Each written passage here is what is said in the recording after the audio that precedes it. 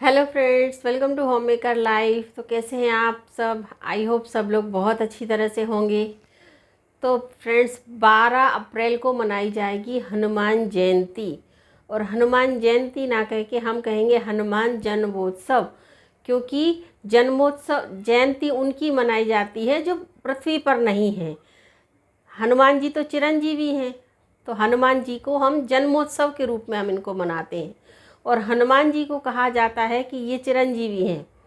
भगवान विष्णु ने कहा जाता है कि भगवान विष्णु ने जब धरती पर राम रूप में अवतार लिया था, तो भगवान शिव ने हनुमान जी के रूप में अवतार लिया था। तो शिव जी के रुद्र अवतार हैं भगवान हनुमान जी।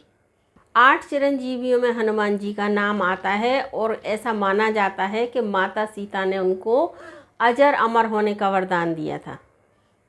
कहते हैं माता सीता जी ने हनुमान जी को वरदान दिया हुआ है कि कहीं भी पूरे विश्व में कहीं भी राम कथा चल रही होगी तो हनुमान जी वहाँ किसी ना किसी रूप में अवश्य उपस्थित होंगे। ये वरदान उनको माता सीता जी से मिला हुआ है।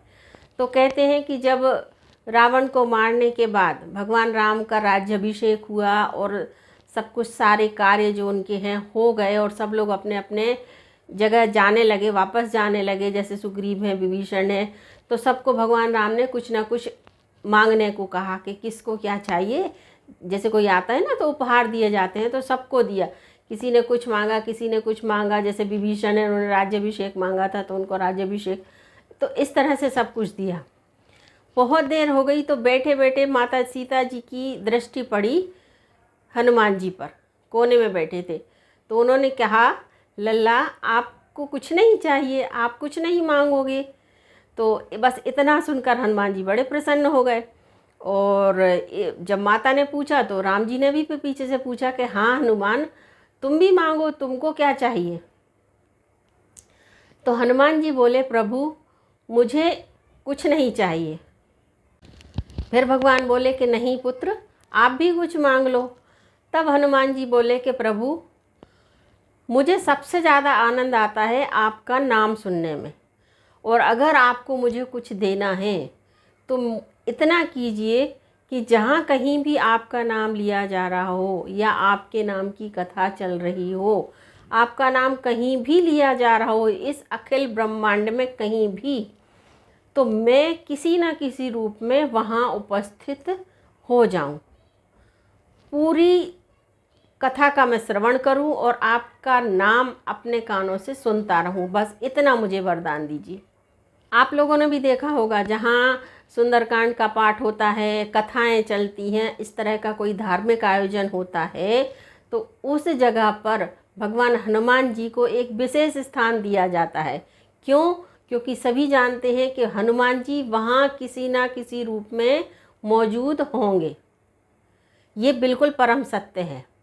तो 12 तारीख को है हनुमान जी का जन्मोत्सव। तो हनुमान जी की पूजा हनुमान जन्मोत्सव के दिन कैसा करना है वो तो आप सभी जानते हैं, किस तरह से पूजन पाठ करना है। एक चीज़ आपको आज मैं बता रही हूँ, क्योंकि बहुत से लोगों की समस्याएं होती हैं कि किसी के बच्चे को डर लगता है, को किसी तरह की परेशानी होती है, किसी को घर में किसी ने कुछ कर दिया है, किसी ने हमारा व्यापार है वो बांध दिया है, किसी ने हमारी बच्चे नहीं हो रहे हैं तो कोख बांध दी है, या किसी ने कुछ ऊपरी कुछ कर दिया है, जादू टोना कर दिया है, तंत्र मंत्र कर दिया है। तो इस तरह की जो समस्याएं होती हैं उसके लिए आज एक आपको बताऊंगी एक बहुत ही चमत्कारी उपाय।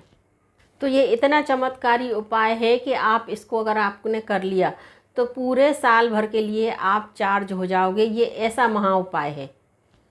तो आपको करना क्या है कि आपके मंदिर में हनुमान जी की मूर्ति तो होगी, मूर्ति होगी, तस्वीर होगी, जो भी हो। तो कहते हैं हिंदू धर्म में 2 लोगों की मूर्ति या तस्वीर मंदिर में अवश्य होना चाहिए, एक हनुमान जी की और एक गणपति जी की। क्योंकि गणपति जी के बगैर कोई कार्य ही नहीं होता, सबसे पहले तो उन्हीं की पूजन की जाती है।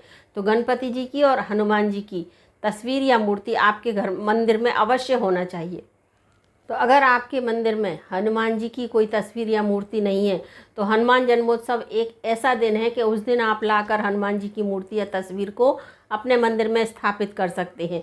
अगर अभी नहीं है तो आप या तो सिंपल तस्वीर या मूर्ति ले आएँ, या पंचमुखी आपको मिल जाए, पंचमुखी हनुमान जी की जो तस्वीर आपको मिल जाए या मूर्ति मिल जाए, तो उसकी पावर के तो कहने ही क्या है। पंचमुखी हनुमान जी की पावर तो बहुत ही अधिक होती है।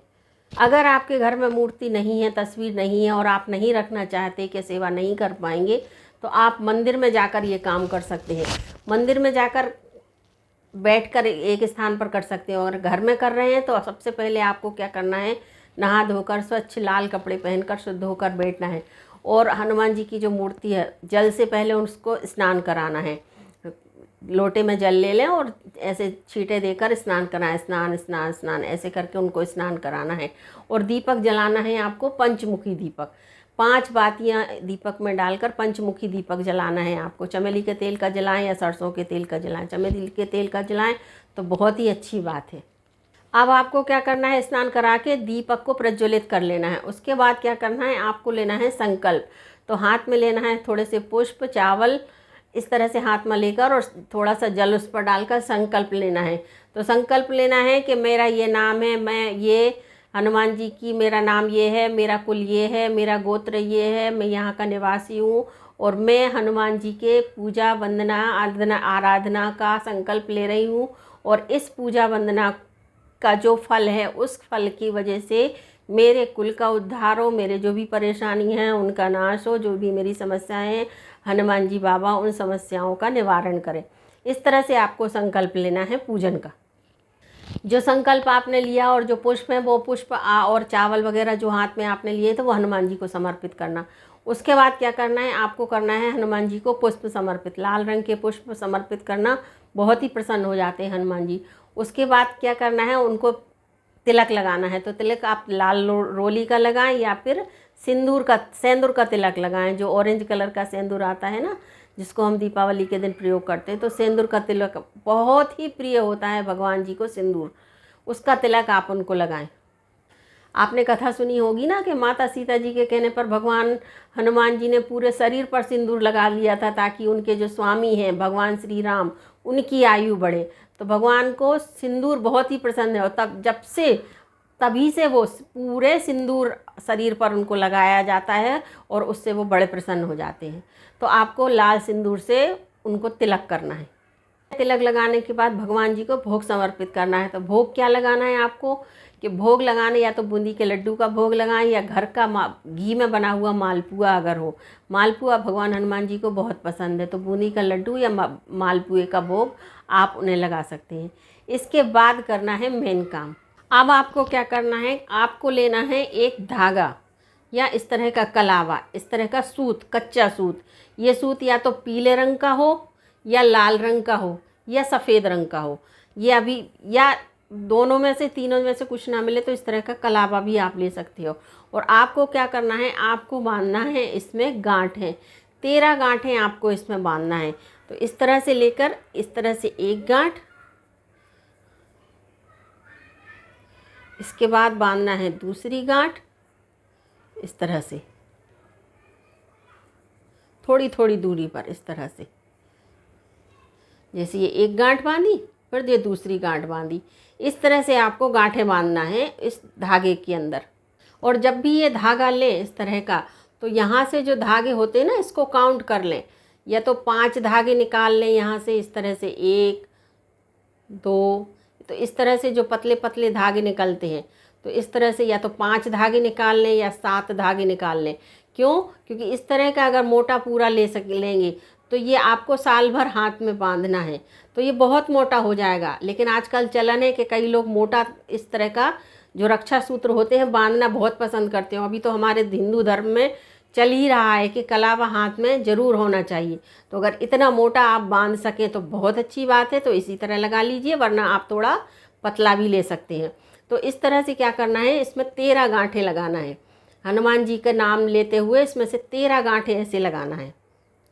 इसके बाद क्या करना है, जब ये गांठें आपकी लग जाएं तो ये इस तरह से करके आपको घुमाकर और हनुमान जी को ऐसे स्पर्श कराना है। स्पर्श कराने के बाद आपको क्या करना है कि जो गांठें आपने लगाई थी, ये एक एक गांठ पर ओम हम हनुमति रमाय का जाप करते हुए एक एक गांठ पर सिंदूर और चावल लगाना है हमें। एक एक गांठ पर सिंदूर ओम हम हनुमते नमः कहते जाएंगे और इस तरह से गांठ पर सिंदूर और चावल को लगाते हुए चल जाएंगे हर गांठ पर। तो 13 गांठ हम लगाएंगे, 13 गांठों पर हमें ये करना है। इस तरह से जब इसमें 13 गांठों का आप पूजन कर लें, और वैसे भी हनुमान जी का बीज मंत्र है ओम हम हनुमते नमः, तो इस तरह से 13 गांठें लगाकर उसका जब आप पूजन कर लें, फिर आपको इसको हनुमान जी को पहना देना है। और जब तक आपका जो पंचमुखी दिया है तब जब तक वो जल रहा है तब तक ये हनुमान जी को आपको धारण कराना है। तो जितने भी घर में व्यक्ति हैं, जितने लोगों को आप पहनाना चाहते हैं, उतने आप इस तरह के रक्षा सूत्र बना सकते हैं हनुमान जी के नाम के। या तो एक ही जन कोशिश करें कि एक ही व्यक्ति चार्ज करे इनको, यह नहीं है कि घर के सभी लोग बैठ के और चार्ज कर रहे हैं, नहीं।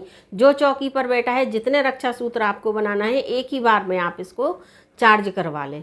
जब आपका दीपक ठंडा हो जाए, पूजन हो जाए, उसके बाद दीपक ठंडा हो जाए, तब क्या करना है कि इस जो रक्षा सूत्र आपने हनुमान जी को पहनाया था, उस रक्षा सूत्र को आपको उठा लेना है, अपनी आंखों से स्पर्श कराना है और आपको इसको धारण करना है। धारण करने का क्या नियम है? पुरुष अगर इसको पहने तो अपने सीधे हाथ पर इसको बांधें, और अगर महिलाएं अगर इसको पहने तो अपने उल्टे हाथ पर इसको बांधें। ये ज़रूर ध्यान रखें। तो ये बहुत ही पावरफुल रक्षा सूत्र बना है। इसको साल भर आप पहन सकते हो, हाथ में पहन सकते हो, गले में पहन सकते हो। पहनना नहीं है, अगर घर के लिए आपने बनवाया है कि घर में आपको लगता है कि घर में किसी ने कुछ किया है, तो आप इसको घर में भी एक जगह टांग सकते हो जहाँ किसी की दृष्टि ना पड़े, वहाँ आप इसको टांग दीजिए। आपके घर में जो भी नज़र दोष है, जो भी चीज़ें हैं, सारी चीज़ें आपकी समाप्त हो जाएंगी इससे। तो इस बार इस हनुमान जन्मोत्सव पर ये रक्षा सूत्र जरूर बनाएं और अपने परिवार की हर तरह से रक्षा करें, हर तरह से अपने परिवार को सुरक्षित करें। भगवान बजरंगबली सभी को आशीर्वाद दें। जय बजरंगबली की।